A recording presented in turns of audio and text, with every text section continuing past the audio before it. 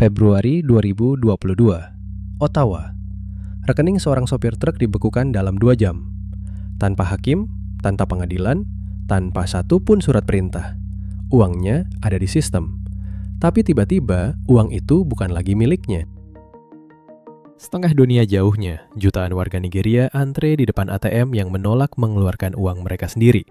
Bukan karena bank kolaps, melainkan karena negara sengaja memutus akses fisik ke uang kertas, memaksa seluruh populasi masuk ke sistem pembayaran digital dalam satu kebijakan. 2 benua, 2 peristiwa berbeda, 1 benang merah. Pergeseran terencana menuju uang yang diterbitkan dan dikendalikan langsung oleh negara yang disebut CBDC. Per 2026, lebih dari 130 negara, mewakili 98% ekonomi dunia, sedang aktif membangunnya. Ini bukan skenario distopia, ini sudah terjadi. Pertanyaan yang akan kita telusuri dalam video ini bukan sekedar apa itu CBDC, melainkan mekanisme kendali apa yang ia aktifkan, preseden sejarah apa yang telah mempersiapkan fondasinya, dan apa yang benar-benar terjadi ketika sebuah negara menjalankannya sampai warganya turun ke jalan. CBDC adalah versi digital dari mata uang resmi suatu negara, diterbitkan dan dijamin sepenuhnya oleh bank sentral, bukan oleh bank swasta, bukan oleh perusahaan teknologi, bukan oleh entitas manapun selain otoritas moneter negara itu sendiri. Perbedaan ini terlihat teknis, tapi konsekuensinya bersifat fundamental dalam cara uang beroperasi di tangan warga. Ketika kita menyimpan uang di e-wallet atau mobile banking hari ini, yang kita pegang sebenarnya adalah klaim atas uang yang disimpan di bank komersial atau perusahaan fintech di balik layar. Jika perusahaan itu bangkrut, klaim itu ikut berisiko. CBDC bekerja berbeda. Ia adalah kewajiban langsung bank sentral, setara dengan uang kertas fisik di dompet, hanya dalam bentuk digital, tanpa perantara. Dalam arsitektur yang sedang dibangun, terdapat 2 jalur utama. CBDC Wholesale yang beroperasi antar bank dan lembaga keuangan besar untuk penyelesaian transaksi bernilai tinggi dan saat ini paling banyak dikembangkan secara aktif. Serta CBDC Retail yang dirancang untuk digunakan langsung oleh masyarakat umum dalam transaksi sehari-hari, uang tunai digital di ponsel setiap warga. Untuk memahami mengapa 130 negara bergerak ke arah yang sama dalam waktu yang hampir bersamaan, kita perlu memeriksa mekanisme teknis yang membuat CBDC berbeda dari semua bentuk uang digital sebelumnya. Dan mengapa perbedaan itu, menurut para arsitek sistem ini sendiri, adalah justru titik daya tarik utamanya. Sampai pertengahan 2026, baru 3 negara yang benar-benar meluncurkan CBDC Retail secara penuh. Bahama dengan Send Dollar sejak 2020, Jamaika dengan Jamdex, dan Nigeria dengan e-Naira sejak 2021. Sementara raksasa seperti Tiongkok, Uni Eropa, dan India masih dalam tahap uji coba. Pertanyaannya menjadi relevan. Jika implementasi penuh baru menjangkau 3 negara kecil, mengapa hampir semua negara besar, dari Tiongkok, Uni Eropa, sampai seluruh blok BRICS, buru-buru mengembangkannya secara paralel dan simultan? Alasan resmi pertama adalah efisiensi transaksi lintas negara. Transfer uang internasional melalui sistem perbankan konvensional memakan waktu 3-5 hari kerja, dengan biaya rata-rata 6% dari nilai transaksi. Sebuah gesekan yang dianggap tidak lagi dapat dipertahankan di era perdagangan digital. Untuk memangkas gesekan itu, Bank Sentral Tiongkok, Hong Kong, Thailand, Uni Emirat Arab, dan Arab Saudi membangun proyek bernama mBridge. Sistem yang memungkinkan penyelesaian transaksi lintas negara dalam hitungan detik dengan volume melonjak dari uji coba awal 2022 hingga melampaui 55 miliar dolar Amerika Serikat di pertengahan 2026. Alasan resmi kedua adalah inklusi keuangan. Sekitar 1,4 miliar orang dewasa di dunia masih belum memiliki akses ke layanan perbankan formal. Dan CBDC yang dapat diakses lewat ponsel dasar, bahkan tanpa koneksi internet melalui teknologi USSD, digadang-gadang mampu menjangkau kelompok ini, seperti yang sedang diuji Rwanda melalui pendekatan berbasis pedesaan.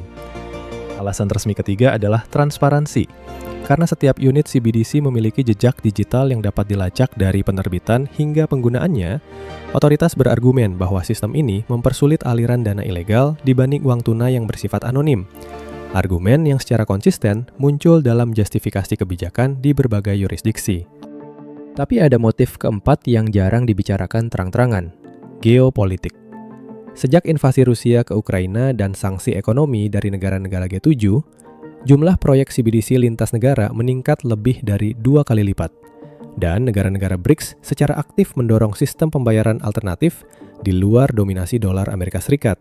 Dengan India bahkan dilaporkan mengusulkan penyatuan mata uang digital antar negara anggota di KTT BRICS 2026. CBDC dengan demikian bukan semata instrumen teknologi pembayaran.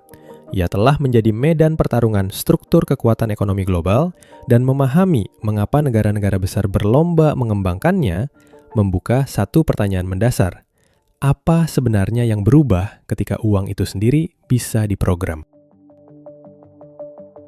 Dari semua dimensi CBDC yang sudah kita telaah, satu aspek paling sering memicu perdebatan adalah programmability, kemampuan uang untuk diatur langsung dari dalam kode sistemnya sendiri. Uang tunai fisik bersifat netral. Selembar uang kertas bisa dipakai untuk membeli apa saja, di mana saja, kapan saja, tanpa ada pihak yang bisa membatasinya begitu ia sudah berpindah tangan. CBDC berpotensi mengubah sifat dasar ini secara mendasar. Karena CBDC berjalan di atas sistem digital dengan kode program, otoritas penerbit secara teknis dapat menanamkan aturan langsung ke dalam uang itu sendiri. Sebuah konsep yang oleh para ekonom dan lembaga riset disebut sebagai programmable money. Uang yang di-encode dengan kondisi kapan boleh dipakai, untuk apa, oleh siapa, dan dalam batas waktu berapa. Kemungkinan yang sudah dibahas secara terbuka oleh bank sentral dan lembaga riset di seluruh dunia mencakup uang yang hanya bisa dibelanjakan untuk kategori barang tertentu, uang yang hanya berlaku di wilayah geografis tertentu, uang yang punya tanggal kadaluarsa dan otomatis hangus jika tidak dipakai, hingga kemampuan otoritas membekukan saldo akun secara instan tanpa proses pengadilan. Fitur ini memiliki sisi manfaat yang nyata.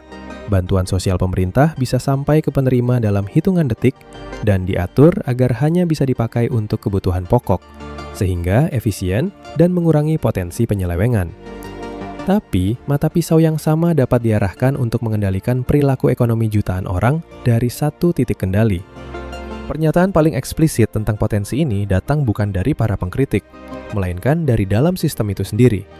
Pada 2020, Agustin Carstens, Direktur Jenderal Bank for International Settlements, menyatakan secara terbuka bahwa CBDC memberi bank sentral kendali absolut atas aturan dan regulasi penggunaan uang. Sebuah pengakuan yang melampaui hampir semua argumen yang pernah diajukan para pengkritik. Kekhawatiran ini cukup besar hingga mendorong respon legislatif konkret. Pada Juli 2025, Amerika Serikat mengesahkan undang-undang bernama Genius Act, yang secara eksplisit melarang Federal Reserve menerbitkan CBDC retail kepada publik. Sebuah langkah yang menunjukkan betapa seriusnya tekanan politik atas isu ini, sampai perlu dikunci lewat undang-undang. Di luar soal programmability, ada dimensi kedua yang sama beratnya, privacy. Uang tunai bersifat anonim. Transaksi di warung tidak meninggalkan jejak apapun di luar pengetahuan penjual. Setiap transaksi CBDC, sebaliknya, secara desain meninggalkan jejak digital yang tercatat di sistem bank sentral. Siapa membayar, kepada siapa, berapa jumlahnya, kapan, dan di mana.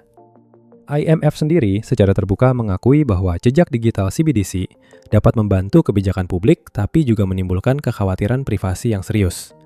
Dan hingga kini belum ada standar universal yang mengatur keseimbangan antara manfaat data itu dengan hak privasi warga. Konsep yang oleh Cato Institute dan Atlantic Council didokumentasikan sebagai financial censorship, pemblokiran akses seseorang ke sistem pembayaran sebagai alat hukuman atau kontrol politik, tanpa proses peradilan.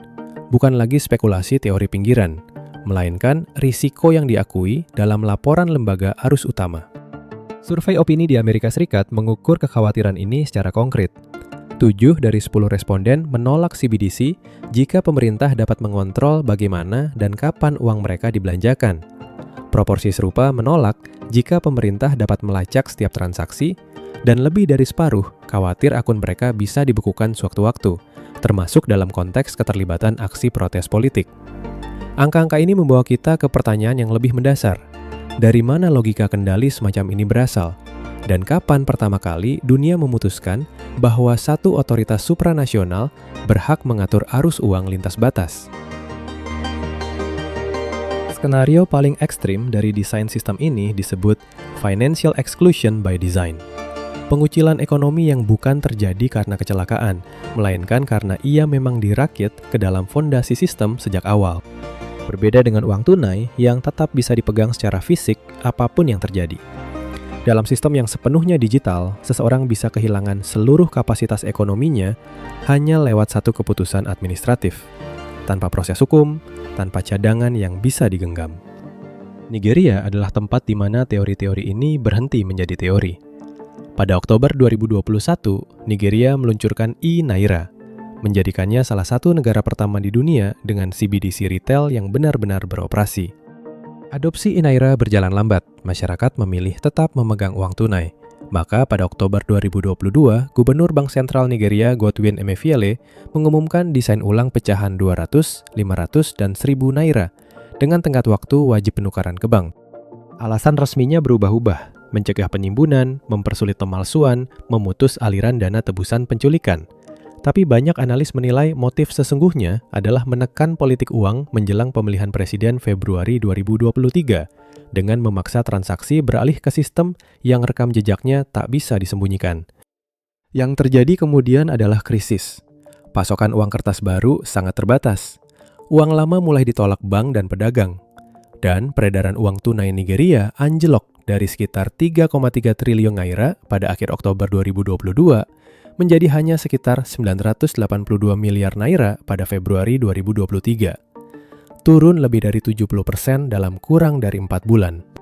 Di negara yang sekitar 40% penduduknya belum punya rekening bank dan sebagian besar transaksi bergantung pada uang tunai, jutaan warga tiba-tiba tak bisa mengakses uang mereka sendiri untuk kebutuhan paling dasar, makan, transportasi, bahan bakar.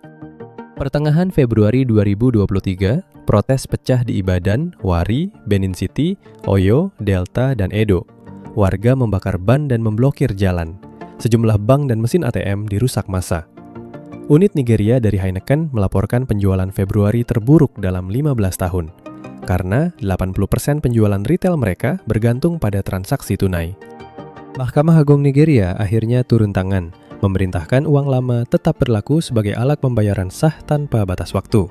Kebijakan ini, menurut tinjauan lembaga think tank Carnegie Endowment setahun kemudian, gagal mencapai sebagian besar tujuannya sendiri. Di tengah krisis itu, e-Naira memperlihatkan sisi lain dari desainnya. Sistem ini membagi pengguna berdasarkan tingkat verifikasi identitas, di mana setiap tingkatan punya batas saldo dan batas transaksi yang berbeda. Secara mekanis, membatasi kapasitas ekonomi seseorang berdasarkan seberapa lengkap data pribadi yang ia serahkan ke sistem. Sampai pertengahan 2026, total transaksi e-Naira sepanjang sejarahnya baru mencapai sekitar 22 miliar Naira. Angka yang relatif kecil untuk ukuran ekonomi Nigeria, dengan adopsi yang sebagian besar terkonsentrasi pada program bantuan tunai pemerintah, bukan transaksi retail organik masyarakat sehari-hari. Nigeria bukan anomali, ia adalah laboratorium. Apa yang diuji di Lagos dan Abuja dalam skala dan kecepatan berbeda sedang dirancang di tempat-tempat lain. Dan untuk memahami mengapa kerangka seperti ini bisa muncul sebagai kebijakan arus utama, kita perlu menarik benang ke belakang, jauh sebelum e-Naira, jauh sebelum CBDC menjadi istilah yang dikenal. Nigeria bukan satu-satunya cerita. Negara lain memperlihatkan bahwa CBDC bisa mengambil jalur yang sangat berbeda, tergantung pada siapa yang merancang sistemnya dan untuk kepentingan apa. Tiongkok menjalankan uji coba e-yuan atau yuan digital dalam skala yang belum pernah ada sebelumnya. Sampai akhir 2025, total transaksi retail e-yuan sudah melampaui 3,4 miliar transaksi dengan nilai sekitar 16,7 triliun yuan, setara lebih dari 2,3 triliun dolar Amerika. Uji coba e-yuan kini mencakup puluhan kota besar di Tiongkok. Dan awal 2026, Bank Sentral Tiongkok mengklasifikasikan ulang e-yuan sebagai kewajiban simpanan bank. Sebuah perubahan teknis yang menimbulkan spekulasi soal pergeseran fungsi e-yuan ke depan, meski arah pastinya masih belum jelas. Indonesia menempuh jalur yang jauh lebih hati-hati lewat proyek Garuda, inisiatif Bank Indonesia menuju rupiah digital yang dimulai dari white paper pertamanya pada akhir November 2022. Kemudian berjalan bertahap melalui consultative paper, laporan konsultasi publik, hingga proof of concept pertama untuk wholesale cash ledger yang rampung Desember 2024. Rupiah digital dirancang menggunakan teknologi distributed ledger yang sifatnya tertutup, hanya bisa diakses oleh pihak yang diberi izin Bank Indonesia. Berbeda total dari blockchain publik seperti Bitcoin, dan Bank Indonesia secara eksplisit menegaskan bahwa rupiah digital dirancang untuk melengkapi, bukan menggantikan uang kartal yang sudah ada. Di Eropa, European Central Bank memperkirakan biaya pengembangan digital euro mencapai sekitar 1,3 miliar euro sampai penerbitan pertama, dengan biaya operasional tahunan sekitar 320 juta euro mulai 2029. Dan jika kerangka hukumnya disahkan tahun 2026, uji coba pilot ditargetkan mulai paruh kedua 2027. Pendekatan Eropa juga berbeda pada lapisan dasarnya. Mereka mengadopsi model intermediasi, di mana bank komersial tetap mengelola dompet digital nasabah. Warga tidak berhubungan langsung dengan bank sentral. Sebagian untuk menjaga peran bank komersial tetap relevan dan mencegah perpindahan dana besar-besaran keluar dari sistem perbankan biasa. Amerika Serikat mengambil arah yang berlawanan. Lewat Genius Act yang disahkan Juli 2025, Kongres secara eksplisit melarang Federal Reserve menerbitkan CBDC retail untuk publik. Dan riset yang masih diizinkan hanya terbatas pada CBDC wholesale antar bank sentral lewat proyek seperti Project Agora yang melibatkan 7 bank sentral besar termasuk Federal Reserve Bank of New York. Dari pola yang muncul, ada garis pemisah yang cukup konsisten. Negara maju dengan sistem keuangan yang sudah stabil, Kanada, Australia, dan Norwegia misalnya, sudah menunda rencana CBDC retail mereka. Sementara negara berkembang dan negara dengan tekanan geopolitik terhadap dominasi dolar malah mempercepat langkah. Berdasarkan pola yang terlihat, sampai 2026, uang tunai kemungkinan besar tidak akan benar-benar punah dalam waktu dekat. Hampir semua bank sentral besar, termasuk Bank Indonesia dan European Central Bank, secara eksplisit memposisikan CBDC sebagai pelengkap, bukan pengganti total uang fisik. Ini bukan soal preferensi kebijakan semata, tapi soal risiko sistemik yang konkret. Jika semua orang tiba-tiba memindahkan tabungan dari bank komersial ke CBDC yang dijamin langsung bank sentral, potensi penarikan dana besar-besaran dari sistem perbankan bisa mengguncang stabilitas keuangan secara luas. Sebuah skenario yang tidak ada satupun bank sentral besar yang siap menanggungnya. Maka yang tersisa bukan lagi pertanyaan apakah mata uang digital akan hadir. Dari Beijing hingga Frankfurt, dari Jakarta hingga New York, fondasinya sudah dibangun. Melainkan di bawah kerangka regulasi seperti apa ia akan beroperasi dan siapa yang memegang kendali atas aturan mainnya. Penggunaan uang tunai memang terus menurun secara global seiring digitalisasi, terlepas dari ada tidaknya CBDC. Maka pertanyaannya telah bergeser, bukan lagi apakah uang tunai akan hilang, melainkan seberapa besar ruang yang tersisa untuknya, dan siapa yang sungguh-sungguh mengendalikan alternatif digital yang menggantikannya. Disinilah inti dari keseluruhan persoalan ini. Teknologi CBDC pada dasarnya netral, kode program yang sama yang bisa menyalurkan bantuan sosial secara instan ke jutaan keluarga miskin, secara teknis juga bisa membekukan rekening jurnalis atau aktivis dalam hitungan detik. Perbedaannya bukan pada teknologinya. Perbedaannya terletak pada siapa yang mengendalikannya, aturan hukum apa yang membatasi kekuasaan itu, dan seberapa kuat mekanisme pengawasan yang berlaku, checks and balances, di negara yang menjalankannya. Pernyataan paling eksplisit tentang potensi kendali ini tidak datang dari pengkritik pinggiran, melainkan dari Agustin Carstens, Direktur Jenderal Bank for International Settlements, lembaga yang kerap disebut bank sentralnya bank-bank sentral dunia. Pada 2020, Carstens menyatakan secara terbuka bahwa CBDC memberi bank sentral kendali absolut atas aturan dan regulasi penggunaan uang. Kendali absolut itu berwujud konkret dalam konsep yang disebut programmable money. Uang yang di-encode dengan kondisi, kapan boleh dipakai, untuk apa, oleh siapa, dan dalam batas waktu berapa. Ini bukan lagi sekedar alat tukar. Ini adalah instrumen kebijakan yang bisa kadaluarsa atau diblokir secara otomatis tanpa campur tangan manusia. Konsep yang menyertai ini adalah financial censorship, pemblokiran akses seseorang ke sistem pembayaran sebagai alat hukuman atau kontrol politik tanpa proses peradilan. Cato Institute dan Atlantic Council mendokumentasikan konsep ini secara eksplisit dalam laporan-laporan CBDC mereka sebagai risiko yang bukan hipotetis, melainkan teknis yang sudah tersedia. 3 negara menunjukkan 3 trajektori yang berbeda. Nigeria memperlihatkan apa yang terjadi ketika implementasi berjalan cepat tanpa infrastruktur digital dan kepercayaan publik yang memadai. Eropa memilih pendekatan bertahap dan berlapis, dengan konsultasi publik bertahun-tahun sebelum peluncuran sekalipun. Amerika Serikat memperlihatkan bahwa penolakan politik dan publik terhadap CBDC retail bisa cukup kuat untuk melahirkan larangan lewat undang-undang. Perbedaan hasil ini bukan soal negara mana yang selangkah lebih maju secara teknologi. Ini soal negara mana yang punya kerangka hukum, transparansi kebijakan, dan ruang bagi warga untuk menyuarakan keberatan mereka. Sebelum sistem itu benar-benar berjalan, bukan sesudahnya. Urutan itu menentukan segalanya. Dan konteks ini tidak lahir dari kekosongan. Pada 1944 di Bretton Woods, New Hampshire, Amerika Serikat dan 44 negara sekutu merancang tata kelola moneter global pasca perang. Dolar dikaitkan ke emas, semua mata uang lain dikaitkan ke dolar, dan Bank Dunia serta IMF lahir sebagai penjaga sistem. Itu adalah momen pertama dalam sejarah modern di mana satu otoritas supranasional mendapat mandat mengatur arus uang lintas batas. CBDC adalah iterasi terbaru dari pertanyaan yang sama yang pertama kali diajukan di Bretton Woods 8 dekade lalu. Siapa yang memegang otoritas atas arus uang, dan atas dasar aturan apa otoritas itu dijalankan? Jawabannya kini seperti dulu, tidak ditentukan oleh teknologinya, melainkan oleh struktur kekuasaan yang mengelilinginya.